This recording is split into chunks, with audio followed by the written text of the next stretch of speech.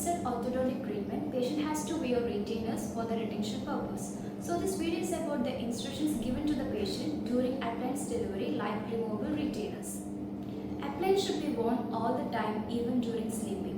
Remove the appliance only during brushing and also having hard or hot food because it can lead to distortion of the appliance. Remove the appliance only using clasp.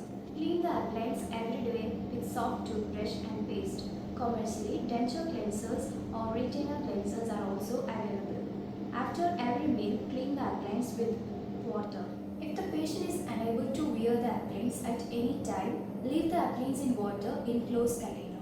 The appliance should never be wrapped in paper or napkin or stored in pocket because it can lead to distortion of the appliance. Avoid playing with the appliance using tongue. This can lead to less retentive and distort the wire components. If any part of the appliance is broken or patient experiences severe pain during any time of the treatment, discontinue wearing the appliance and report to the orthodontist immediately. Patient may face some problems initially like pain, discomfort, excessive salivation, plastic taste, difficulty in speech. This can be overcome in few days if the patient wears the appliance regularly.